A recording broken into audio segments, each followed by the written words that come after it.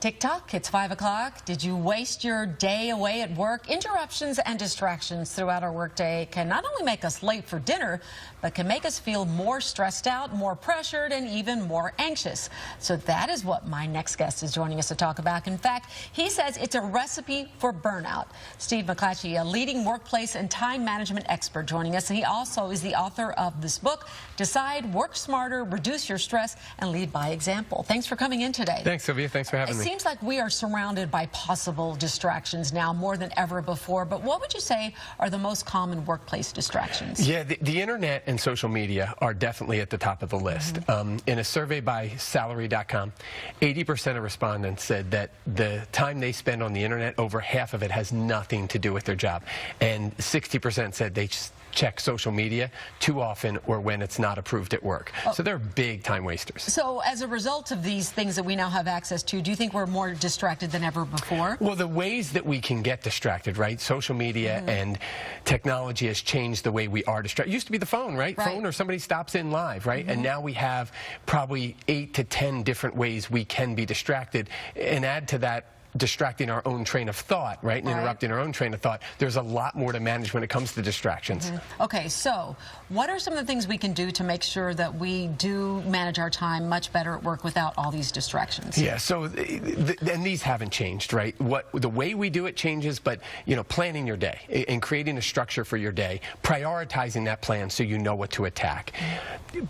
Ending procrastination, right? That's a big part of the time that we waste is procrastinating. Managing the interruptions and then getting organized. Those are always at the heart of staying productive, staying focused, and at the end of the day feeling like you have a sense of accomplishment. Because it is so easy to get those alerts on our phones, or maybe Amazon's having a sale that day and everybody wants to get online. And it's so easy to do all of these things. And do you really think it's having an impact on our productivity? It is, and studies are showing that it is. And social media is brilliant. It has so many ways of drawing us in. We get the buzzes and the beeps and the blinks, and my goodness, you've been tagged in a photo. Who doesn't want to see that photo? Like, there's so many ways that it has of drawing us in.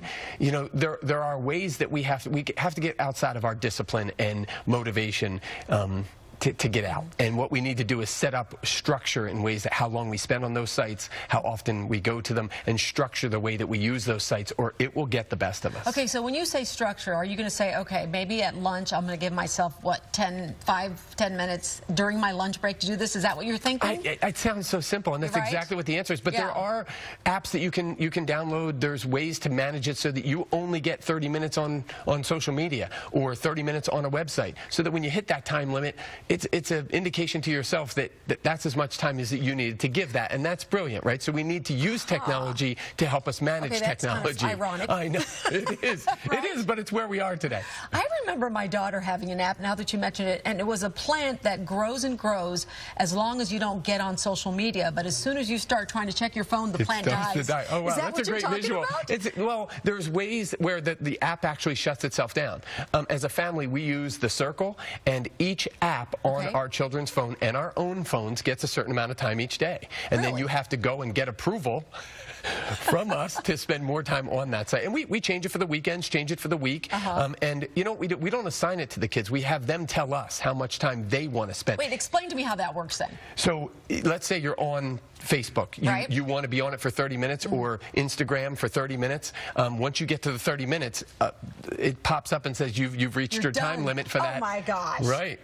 So, and it's great when we all choose how much time, instead of it being imposed on you, you impose it on yourself. It's interesting going from telling them how long they get to them choosing how much time they get. It's a lot different. We all get caught spending too much time in this, and the kids do too, and they don't feel good about it either. No, and they're not the only ones who are guilty. So one final piece of advice then for people when it comes to distractions, what would it be? I would say the plan, right? In a study done by the University of of California, Irvine. Interruptions aren't the time waster. It's interesting. We actually speed up when we get interrupted, which minimizes its impact. Where all the time was wasted with interruptions was recovering from the interruption, right? So being able to have a plan and recover from that interruption can help you throughout the day to make sure, because we speed up when we're interrupted, but then when we're done, transferring back to the work and the productivity level we were at before we were interrupted, it's hard to get back there. So just open the app on your, open the program, leave the email open on your computer, right? Do something to just give you a little tickle as to where you were when that interruption took place, and you can save a lot of time throughout the day doing that. And the name of the book again, and more information where people can go to your website. Oh, it's Decide, Work Smarter, Reduce Your Stress, and Lead by Example. And Amazon would be a great place for them to get it. Barnes & Noble is another great place to get it. Very interesting. I love it. Subject matter. Thanks for coming in. Thanks for having me. We'll try not to be so distracted and pay attention to what you just said. Okay, have a good day.